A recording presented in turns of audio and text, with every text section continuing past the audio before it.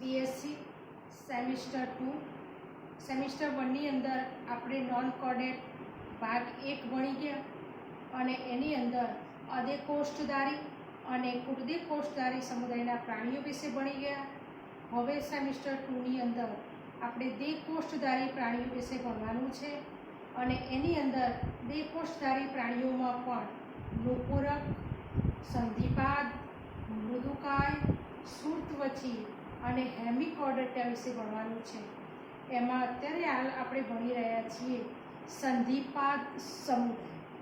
સંધિપાદ સમુદાયના સામાન્ય લક્ષણો આપણે અગાઉના લેક્ચરમાં ભણી ગયા અને એના પછીના લેક્ચરમાં આપણે સંધિપાદ સમુદાયના વર્ગો, જે પહેલો વર્ગ જે છે ઓનિકોફોરા આદિ સંધિપાદ, એ પણ ભણી ગયા. બીજો વર્ગ છે એ મેરસ્ટોમટા, તો આપણે એ પણ ભણી ગયા. અને હવે ત્રીજા વર્ગની આપણે વાત કરીશું એરેક્નિડા. તો ત્રીજા વર્ગની આપણે અહીંયા શરૂઆત કરીશું. એરેક્નિડા એટલે એને ગુજરાતીમાં કહેવાય અષ્ટપાદ, બરોબર. 6 જોડ ઉપાંગો ધરાવે છે. હવે આને યાદ કેવી રીતે રાખવાનું? તો પહેલા એના ઉદાહરણમાં કયા પ્રાણીઓ આવે છે આ વર્ગની અંદર એને આપણે જોઈ લેવાનું. તો એની અંદર એક આવે છે વીંછી અને બીજું આવે છે કરોળિયો. તો વીંછી અને કરોળિયો જે છે એ ક્યાં રહે છે, એનું શરીર કેવું હોય છે, એના ઉપાંગો ક્યાં આવેલા હોય છે, એના સ્પર્શકો ક્યાં આવેલા હોય છે, આંખો આવેલી હોય છે કે નથી આવેલી હોતી, બરોબર. પછી વીંછી કરડે છે, બરોબર, તો એ કંટિકા ક્યાં આવેલી હોય છે, બરોબર. એના વિશે આપણે અભ્યાસ કરવાનો. એ રીતે કરોળિયાના, અને એમ આપણે એના આધારે વિચારીશું તો આપણા આ સંધિપાદનો જે ત્રીજા નંબરનો વર્ગ છે એરેક્નિડા, એના લક્ષણો આપણે તૈયાર કરી શકીશું. હવે સૌથી પહેલા આપણે આ પ્રાણીઓનું રહેઠાણ જોઈએ. તો આ પ્રાણીઓ જલવાસી છે અને જલવાસી છે ને કરોળિયું તો આપણને સ્થળવાસી પણ જોવા મળે છે, વીંછી પણ સ્થળવાસી જોવા મળે છે, બરોબર. એટલે જલવાસી પણ પ્રાણીઓ છે અને સ્થળવાસી પણ, સ્થળ જ પ્રાણીઓ પણ છે. ઓકે. હવે આ સમુદાયના પ્રાણીઓની અંદર શરીર જે છે એ પૃષ્ઠવક્ષમાં જે ચપટું અને શીર્ષ અને કાં તો ઉરસ ભેગું થઈ શિરોરસ અને ઉદરનું બનેલું હોય, કાં તો ઉરસ અને ઉદર ભેગું થઈ એટલે કે ઉરોદર અને ઉપર શીર્ષનું બનેલું હોય. હવે અહીંયા આપણે જોઈએ કે વીંછીની અંદર અને કરોળિયાની અંદર કેવી રચના છે. શું શીર્ષ, ઉરસ અને ઉદર ત્રણ અલગ અલગ છે, કે શીર્ષ અને ઉરસ ભેગું થયું છે, કે ઉરસ અને ઉદર ભેગું થયું છે? તો આ પ્રાણીઓની અંદર શીર્ષ અને ઉરસ ભેગું થાય, ઉરસ એટલે શું બને? શિરોરસ. તો શિરોરસ અને ઉદરનું બનેલું શરીર જોવા મળે છે. હવે શિરોરસ અને ઉદરનું બનેલું એ તો આપણે નક્કી થઈ ગયું. તો હવે આપણને પ્રશ્ન થાય કે ઉપાંગો જે આવેલા છે એના ચલન પગ, એમ કે જે ચાલવા માટેના એના જે ઉપાંગો છે એ ઉપાંગો કઈ બાજુ આવેલા છે? શિરોરસ ઉપર છે કે ઉદર ઉપર છે? તો હવે આપણને એ કેવી રીતે ખ્યાલ આવે? તો એ પહેલાં આપણને વીંછીનું જે પિક્ચર છે એ પિક્ચર અને કરોળિયાનું પિક્ચર આપણી સામે જો યાદ આવે તો તમને તરત જ ખ્યાલ આવી જશે કે ઉપરવાળો જે શિરોરસ ભાગ છે એ શિરોરસ ભાગની ઉપર જ એમ કે ઉપાંગો આવેલા હોય છે અને કેટલા આવેલા હોય છે? 6 જોડ આવેલા હોય છે. હવે એના ઉદર વિશે આપણે જોઈએ તો ઉદર લાંબુ છે વીંછીનું, અને ઉદરમાં પાછું અગ્ર ઉદર અને પશ્વ ઉદર એમ જુદા જુદા ખંડોમાં વિભાજિત કરેલું છે, બરોબર. ઓકે. હવે આપણે આની અંદર જોઈશું ઝાલર વિશે. તો જલવાસી છે, સ્થળવાસી છે, બરોબર. તો ઝાલરોની અહીંયા એવી કોઈ શ્વસન માટે જરૂર નથી એટલે આપણે અહીંયા લખી દઈશું અભાવ. આંખો આવેલી છે પાર્શ્વ ઉપર આંખો, શિરોરસ ઉપર આંખો આવેલી છે, પરંતુ સંયુક્ત આંખો આવેલી નથી, સાદી આંખો આવેલી છે. તો આપણે એ લખી દઈશું સાદી આંખ. ત્યાર પછી જડબા આવેલા નથી, જડબાનો અભાવ છે, સ્પર્શકોનો અભાવ છે. હવે ઉપાંગો જે છે એ ઉરસ ઉપર જ આવી ગયા, શિરોરસ ઉપર જ આવી ગયા, એટલા માટે ઉદર પ્રદેશની અંદર ઉપાંગો નથી, પરંતુ અગ્ર ઉદર એ ખંડોનું બનેલું છે ઘણા બધા, અને પશ્વ ઉદર પણ ખંડોનું બનેલું છે. આ વીંછીની આપણે જ્યારે આકૃતિ જોઈશું ત્યારે આપણને આનો ખ્યાલ આવે કે કેવી રચના જોવા મળે છે. અને અહીંયા તમને સ્પષ્ટ ખબર પડી ગઈ કે ઝાલરનો અભાવ છે, સાચા જડબાનો અભાવ, સ્પર્શકો. હવે વીંછીની રચના જોઈ તો તમને યાદ હોય તો અહીંયા આ જડબા નથી, બરોબર? તો ત્યાં બીજી કઈ રચના છે? અહીંયા ગ્રાહિકા આવેલી છે, ગ્રાહિકાની રચના જોવા મળે છે. બીજું ઉદરનો છેડે છે ને એક ત્યાં કંટિકા આવેલી છે, ઉદરના છેડે નીચે.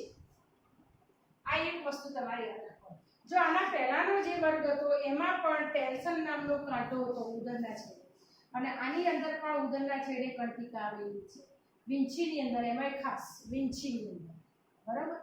તો આ એરેક્નિડાના લક્ષણો આપણે અહીંયા કંટિકા લખો તો અહીંયા ખાસ વીંછી લખી દેજો, બરાબર?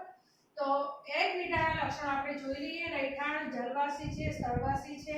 ત્યાર પછી શરીર રચના જોઈ લઈએ તો શીર્ષ અને ઉરસ ભેગા થયા છે એટલે શિરોરસ અને ઉદરની રચના બની છે. ત્યાર પછી આપણે ઉપાંગો વિશે જોઈ લઈએ તો ઉપાંગો 6 જોડ આવેલા છે અને શિરોરસ ઉપર આવેલા છે. ત્યાર પછી ઝાલરો, તો દરિયા સમુદ્રવાસી હોય તો તમારે ઝાલર વિશે યાદ રાખવાનું કે ઝાલર દ્વારા શ્વસન કરે છે, એટલે અહીંયા ઝાલરનો અભાવ છે. આ સ્થળ જલવાસી છે, સ્થળવાસી છે, આંખો આવેલી છે પરંતુ સાદી આંખો આવેલી છે, અને જડબાનો અભાવ છે, એટલે બદલે વીંછીની અંદર આપણને ગ્રાહિકા જોવા મળે છે, અને સ્પર્શકોનો અભાવ જોવા મળે છે. અને એમાં પાછું ઉપાંગ પણ આવેલું છે શીર્ષ પ્રદેશની અંદર, વીંછીની અંદર. ઉદરમાં પ્રચલન ઉપાંગો આવેલા નથી કારણ કે શિરોરસ ઉપર આવી ગયા છે, અને ઉદર 2 ભાગનું બનેલું છે વીંછીની અંદર અગ્ર ઉદર ખંડો અને અગ્ર ઉદર અને પશ્વ ઉદર, અને પશ્વ ઉદરના છેડે કંટિકા આવેલી છે, એ પણ વીંછીની અંદર આવેલી છે. તો અહીંયા વીંછી કયા વર્ગનું પ્રાણી છે? તો એરેક્નિડા, અષ્ટપાદ. અને ગરુડિયો પણ કયા વર્ગનું પ્રાણી છે? એરેક્નિડા. ઓકે, અહીંયા પૂરું થાય છે. અને હવે ક્રસ્ટેશિયા. ક્રસ્ટેશિયા એટલે સ્તરકવચી. સ્તરકવચીની અંદર તમારા પ્રાણીઓ ખાસ યાદ રાખવાનો કે ઝીંગો, સાણ, બરાબર, અને કરચલો. હવે આ પ્રાણી ઉપરથી તમને ખબર પડી જવી જોઈએ કે આ બધા પ્રાણીઓ ક્યાંના છે? સમુદ્રવાસી. આ જો સમુદ્રવાસી હોય તો શ્વસન શેનાથી કરે? ઝાલર. આટલું ખાસ યાદ રાખી દેવાનું. પ્રાણીઓ ઉપરથી યાદ રાખવાનું કે આ જે પ્રાણીઓ છે, કરચલો છે, ઝીંગો છે, સાણ છે, આ જે પ્રાણીઓ છે એ ક્યાં રહે છે? સમુદ્રમાં રહે છે, અને દરિયાવાસી હોવાથી શ્વસન શેનાથી કરતા હશે? ઝાલર. ઓકે, હવે આપણે એની શરીર રચના જોઈએ. તો શરીર રચનામાં તમારે ખાસ કરચલો યાદ રાખવાનો, બરોબર? તો કરચલાની અંદર આખું આવું શિરોરસ આવશે, અને આ છેડે થોડું નાનું ઉદર આવશે, એટલે શિરોરસ અને ઉદર, બરોબર? અને અહીંયા આવી રીતના બધા એના ઉપાંગો આવેલા હોય છે. તો શીર્ષ 6 ખંડ બનાવેલું છે, 6 ખંડ, અને 6 ખંડો ભેગા થઈને વિલીન થઈને અને એક નાના સ્વરૂપે જોવા મળે છે શીર્ષ, બરોબર? હવે ઉપાંગો જે છે એ અહીંયા શીર્ષ પ્રદેશ ઉપર આવી રીતે ઉપાંગો આવેલા છે. તમે કરચલાની આકૃતિ જોશો એના પરથી ખબર પડી જશે. તો શીર્ષ ઉપર ઉપાંગો આવેલા હોય છે. હવે તમે ઝીંગો જોશો, કરચલો જોશો કે સાણ જોશો, બરોબર? તો આ બધા ખાવામાં ઉપયોગી છે. આ કરચલો, ઝીંગો, સાણ એ બધા ખોરાકો તરીકે લોકો ખાય છે, પોષક પદાર્થ તરીકે.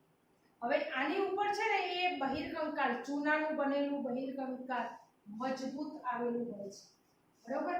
અને સંયુક્ત આંખો શીર્ષ પ્રદેશમાં એક જોડ આવેલું હોય છે. શીર્ષ પ્રદેશમાં અહીંયા સંયુક્ત આંખોનું જોડ આવેલું હોય છે.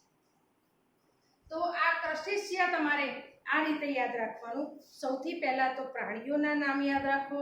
પ્રાણી છે એક છે કરચલો, બીજું છે ઝીંગો અને ત્રીજું છે સાપ. ત્રણે ત્રણ પ્રાણીઓ જે છે એ ખોરાકમાં પોષક દ્રવ્યોથી ભરપૂર હોવાથી લોકો ખોરાક તરીકે એનો ઉપયોગ કરે છે. બીજું એનું રહેઠાણ નક્કી કરો સમુદ્રમાં.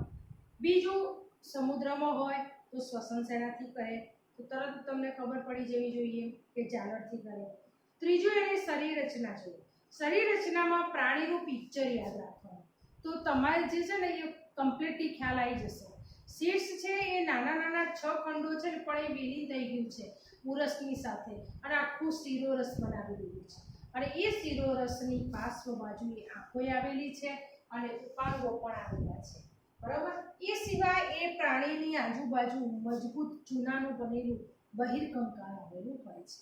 ઓકે, તો અહીંયા આ બીજો પણ ક્લાસ આપણે વર્ગ આ ચોથા નંબરનો ક્રસ્ટેશિયા પણ અહીંયા પૂરો થાય છે સ્તર પછી. હવે આની અંદર પણ પ્રશ્ન કેવી રીતે પૂછાય તો પ્રશ્નો આ રીતે પૂછાતા હોય છે કે સ્તર વચ્ચેના લક્ષણો આપો 3 માર્ક્સ. તો તમારે સ્તર વચ્ચેના આવી રીતે બધા લક્ષણો તમારે યાદ રાખવા પડશે અને એના લક્ષણો તમારે લખવા પડશે. આ રીતે પ્રાણીઓ પણ પૂછાય છે કે આ પ્રાણી કયા વર્ગનું છે, કયા સમુદાયનું છે અને એ રીતે ટૂંકા પ્રશ્નો પણ પૂછાતા હોય છે લોંગ ક્વેશ્ચનની સાથે. ત્યાર પછી આપણે જોઈશું મેરિયોપોડા. મેરિયોપોડા એટલે કે બહુપાદ. અને યાદ રાખવું હોય તો મેં તમને પહેલેથી કહ્યું હતું કે પ્રાણીઓ ઉપરથી યાદ રાખવાનું. તો મેરિયોપોડા એને ગુજરાતીમાં આપણે કહીશું બહુપાદ.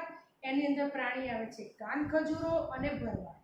હવે ચોમાસાની અંદર વરસાદ પડે એટલે કેટલી ભરવાડ નીકળી પડે છે. તમે જોઈ હશે તો એ ભરવાડ કેવી હોય છે? એની શરીર રચના લાંબી નળાકાર હોય છે. ચલો કાનખજૂરો પણ જોયું. એની શરીર રચના પણ કેવી હોય છે? લાંબી અને નળાકાર હોય છે. તો આના ઉપરથી તમને ખ્યાલ આવવો જવો જોઈએ કે કાનખજૂરો અને ભરવાડ તમને ક્યાં જોવા મળશે? તો તમને જમીન ઉપર સ્થળ જ ક્યાં જોવા મળશે? જમીન ઉપર સ્થળ જ વસવાટ કરતા જોવા મળશે. બરોબર. એટલે એ શ્વસન વાયુ ક્યાંથી લેતા હશે? હવામાંથી. હવામાંથી એ શ્વસન વાયુ લે છે. બરોબર. હવે શરીર રચના તો કાનખજૂરો જુઓ અને ભરવાડ જુઓ એટલે શરીર રચનામાં બધા જ શરીરના ખંડો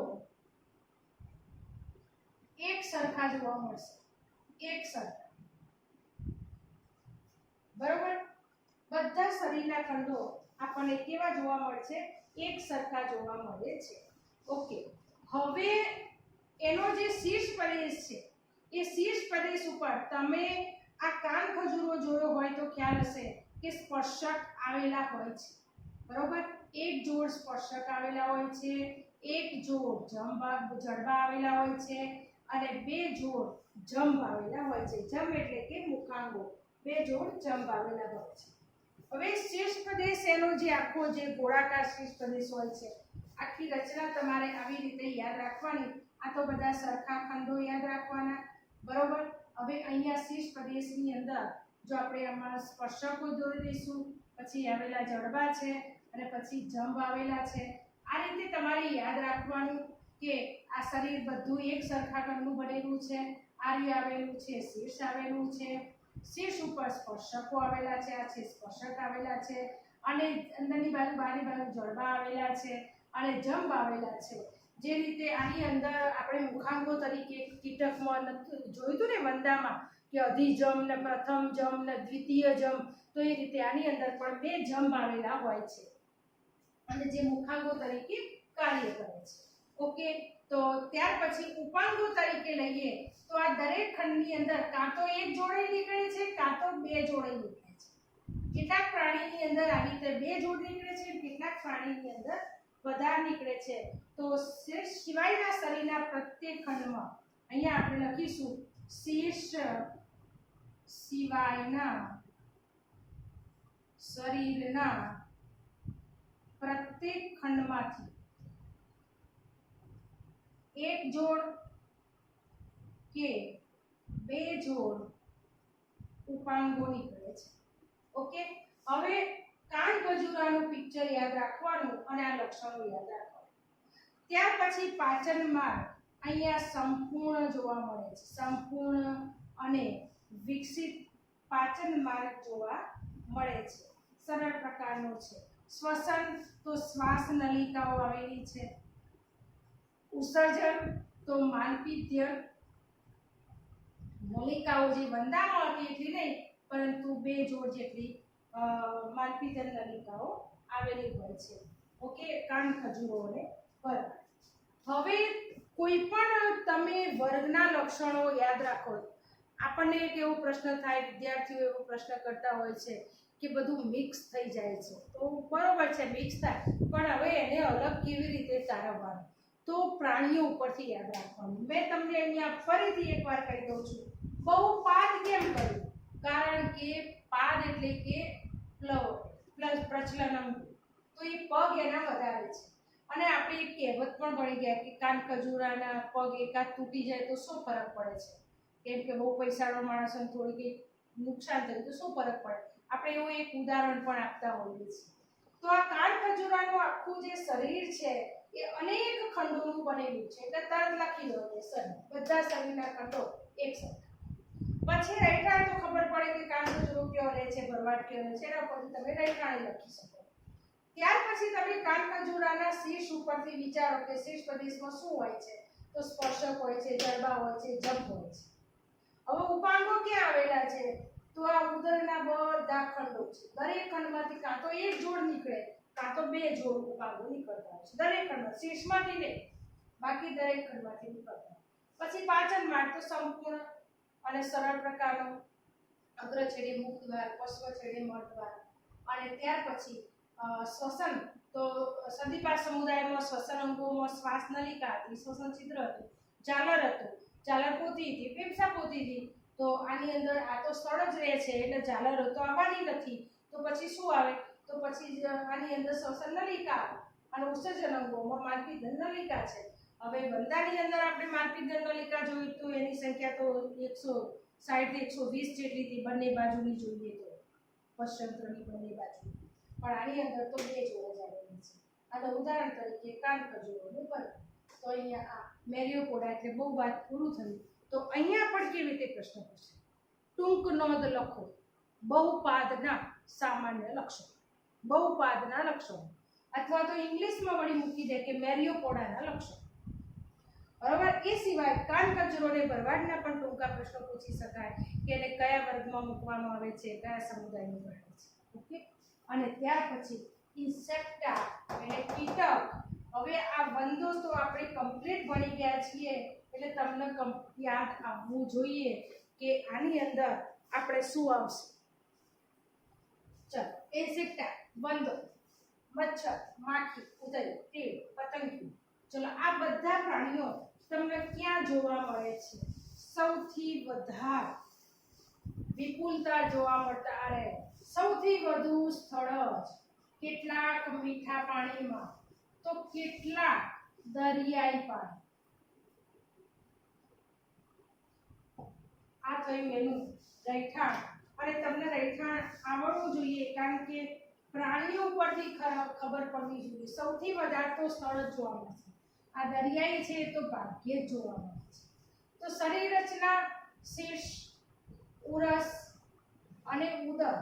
આ પ્રશ્ન પૂછાય સૌથી પહેલા જો શીર્ષ, ઉરસ અને ઉદર માં વિભાજિત થયેલી શરીર રચના જોવા મળતી હોય તો એ કયા વર્ગની અંદર? અ મેરિયોપોડા એટલે કે બહુપાદ, બ કીટક, ક એરેક્નિડા, ડ ક્રસ્ટેશિયા. તો શેની અંદર આવશે? એ કીટકની અંદર, ઇન્સેક્ટસ. સૌપ્રથમ 3 ભાગો, સ્પષ્ટ 3 ભાગોની અંદર આ શરીર આનું વહેંચાયેલું છે. અને આ પણ તમને વંદાના લક્ષણો આપણે ભણી ગયા એના ઉપરથી ખબર પડી જવી જોઈએ. હવે શીર્ષ, જેમ આ પણ 6 ખંડો ભેગા થઈ આ બાજુ આ ક્રસ્ટેશિયાની અંદર, એમાં અહીંયા પણ 6 ખંડો વિલીન થઈ અને શીર્ષ બન્યું છે. જે વંદાની મેં તમને ટાઈપ શીખવાડી એની અંદર લક્ષણોમાં મેં તમને શીખવાડ્યું કે વંદાનું શીર્ષ જે છે એ 6 ખંડો વિલીન થઈ બનેલું છે. હવે એના ઉપર શું આવેલું છે? એક જોડ સ્પર્શક આવેલા છે આ સંવેદી અંગ તરીકે કાર્ય કરે છે. આ સિવાય મુખાંગો આવેલા છે, અધિજમ, અધોજમ, પ્રથમ જંભની જોડ એક જોડ, દ્વિતીય જંભો વિલીન થયેલા અને અધોજી. ત્યાર પછી આનું પાચન તંત્ર આપણે જોઈશું. તો પાચન તંત્ર સંપૂર્ણ, બરોબર, અને સરળ. ચલો ત્યાર પછી ઉપાંગો. હવે ઉપાંગો ક્યાં હતા વંદામાં? વિચારો. શીર્ષ ઉપર હતા, ઉરસ ઉપર. ઉરસ કેટલા ખંડનું બનેલું હતું? ઉરસ 3 ખંડનું બનેલું હતું. ઉરસ 3 ખંડનું બનેલું, બરોબર. અને ત્રણેય ખંડમાં પાર્શ્વ બાજુથી 3 જોડ ચલનપક ઉદ્ભવેલા. એ સિવાય ઉરસ પ્રદેશમાંથી મધ્ય ઉરસ અને પશ્વ ઉરસ, મધ્ય ઉરસ અને પશ્વ ઉરસમાંથી 2 જોડ પાંખો. એટલે વંદો ક્યારેક જ ઉડે છે, એટલું બધું ઉડતો નથી, પણ અમુક જગ્યાએથી નજીકના અંતરમાં જવું હોય તો એ ઉડવા માટે આ પાંખોનો ઉપયોગ કરે છે. ત્યાર પછી શ્વસનની અંદર વંદામાં મેં તમને શીખવાડી દીધું કે શ્વસન છિદ્રો અને શ્વસન નલિકા, અને ઉત્સર્જન અંગ તરીકે માલ્પિધિયન નલિકા. તો આ કીટકની અંદર જોવા મળે છે. ઓકે, આ સિવાય પણ તમારે જો લખવું હોય કે તમે આ વંદો, મચ્છર, માખી, ઉંદરી, કીટ, પતંગિયા વિશે જો કંઈ અલગ અલગ જાણતા હોય ને લખવું હોય તો પણ તમે અહીંયા લખી શકો છો. તો આ ઇન્સેક્ટા એ ના લક્ષણો પણ ટૂંક નોંધ તરીકે પૂછાઈ શકાય. કીટકના લક્ષણો જણાવો. અને આ જે બધા પ્રાણીઓ છે એ બધા જે પ્રાણીઓ છે એ કયા વર્ગના છે એ રીતે પણ પૂછી શકાય, કયા સમુદાયના છે એ રીતે પણ પૂછી શકાય. અને ટૂંક નોંધ પૂછાય છે કે ઇન્સેક્ટા એટલે કે કીટકના લક્ષણો જણાવો. તો રહેઠાણ તો સ્થળ જ પણ છે, મીઠા પાણીમાં અને ક્યારેક પાણીએ દરિયા. શરીર કેટલા ભાગમાં વહેંચાયેલું? શીર્ષ, ઉરસ અને ઉદર. આ ખાસ જોવાનું. અહીંયા જ આવ્યું સ્પષ્ટ શરીર શીર્ષ, ઉરસ, ઉદરમાં જોવા મળે છે. બાકી બધું સરખા ખંડોનું, કાં તો શિરોરસ અને ઉદર, કાં તો ઉરોદર અને શીર્ષ. ત્યાર પછી શીર્ષ 6 ખંડો વિલીન થઈને બનેલું હોય છે. શીર્ષ ઉપર પાર્શ્વ બાજુએ 1 જોડ સ્પર્શકો આવેલા હોય છે. એ સિવાય મુખની આજુબાજુ મુખાંગો આવેલા હોય છે. મુખાંગોમાં કોનો સમાવેશ થાય છે? તો અધિજમ 1 છે, અધોજમ 1 જોડ, પ્રથમ જમ 1 જોડ, દ્વિતીય જંબો વિલીન થઈ ગયા છે એ પણ 1 જોડ છે અને વક્ષ જંબના નામે ઓળખાય છે, અને અધોજતા 1. ત્યાર પછી પાચન તંત્ર સંપૂર્ણ છે અને સરળ પ્રકારનું છે. ઉપાંગોમાં એ ઉરસ પ્રદેશમાં ઉપાંગો આવેલા છે, અને વંદાનું જે ઉરસ હતું એટલે કે કીટકનું ઉરસ એ 3 ખંડનું બનેલું છે, અને 3 ખંડમાંથી પાર્શ્વ બાજુએથી 3 જોડ ચલન પગ નીકળે છે, અને એ ચલન પગ પણ સાંધાવાળા હોય છે, અને એની ઉપર દ્રઢલોમ ધરાવે છે, અને દ્રઢલોમથી એ જ્યારે શાંતિ બેઠા હોય ત્યારે એમના શરીરની સાફ સૂફી કરતા હોય છે. ત્યાર પછી પાંખો આવેલી છે એ ઉરસમાં મધ્ય ઉરસ અને પશ્વ ઉરસમાંથી પૃષ્ઠ બાજુએથી એ 2 જોડ પાંખો નીકળે છે, અને એ પાંખોની મદદથી વંદો ક્યારેક ઉડી પણ શકે છે. ત્યાર પછી શ્વસન લઈશું આપણે. તો શ્વસનમાં અહીંયા સંધિપાદ સમુદાયથી શ્વસન તંત્ર સુવિકસિત થયું છે, અને અહીંયા શ્વસન અંગો તરીકે આ સ્થળ જ પ્રાણીઓ છે એટલા માટે શ્વસન છિદ્રો અને શ્વસન નલિકાઓ ડેવલપ થયેલી છે. અહીંયા જાલરો જેવી રચના જોવા મળતી નથી, કારણ કે પાણીમાં પ્રાણીઓ છે નહીં. ઉત્સર્જન અંગ તરીકે માલ્પિધર નલિકાઓ આવેલી છે, અને માલ્પિધર નલિકાઓ પણ અસંખ્ય સંખ્યામાં આવેલી હોય છે, અને એ રુધિર ગુહામાંથી યુરિયાને ગ્રહણ કરે છે પ્રસરણ દ્વારા, અને પછી એનો પશ્ચાંતરની અંદર ત્યાગ કરે છે. એટલે ઉત્સર્જન પણ આપણે એક વસ્તુ આપણે અહીંયા લખી શકીએ કે કેવા પ્રકારનું ઉત્સર્જન થાય છે? તો આંતરોસર્ગી ઉત્સર્જન થાય છે. ઉત્સર્જનનો પ્રકાર છે આંતરસંધિ ઉત્સર્જન. ઓકે, તો અહીંયા આપણે આ સંધિપાદ સમુદાયના 6 વર્ગ જે છે એ 6 વર્ગ પૂરા કરીએ છીએ.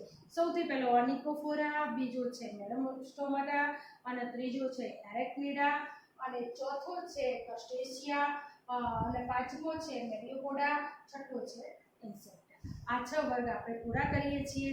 અને હવે આપણે લઈશું નુપુરક સમુદાયના લક્ષણો. એટલે કે હવે અહીંયા જે યુનિટ 3 છે, યુનિટ 3 ના બદલે હવે યુનિટ 2 આવશે, અને જનરલ કેરેક્ટર ઓફ ફાઇલમ ઓર્થોપોડાને બદલે આપણે ઓર્થોપોડાને બદલે આપણે એનેલિડા એટલે કે નુપુરક, બરાબર. આ ઓર્થોપોડા નીકળી જશે અને એનું ક્લાસ સુધી વર્ગીકરણ એ હવે પછીના લેક્ચરની અંદર આપણે ભણીશું, બરાબર. તો નુપુરકની અંદર પ્રાણી કયું આવે તમારે પહેલાં યાદ રાખવાનું. તો અળસિયું આવે છે, પછી નેરિસ એટલે કે રેતી કીડો આવે છે, અને જળો આવે છે. તો એની શરીર રચના કેવી હોય છે એ યાદ રાખવાનું, અને એના ઉપરથી આપણે એના બધા સામાન્ય લક્ષણો ભણીશું, અને સામાન્ય લક્ષણો ભણ્યા પછી એના વર્ગ ભણીશું. અને આ રીતે આપણે જેટલા સમુદાય ભણવાના છે એ બધા સમુદાયના સામાન્ય લક્ષણો પહેલાં પૂરા કરીશું, ત્યાર પછી વર્ગના લક્ષણો પૂરા કરીશું, અને એના પછી આપણે એનિમલ લઈશું. તો હવે પછી નેક્સ્ટ લેક્ચરની અંદર આપણે નુપુરક સમુદાયના સામાન્ય લક્ષણો ભણીશું, એટલે કે એરેક્નિડાના સામાન્ય લક્ષણો આપણે ભણીશું. Okay, thank you.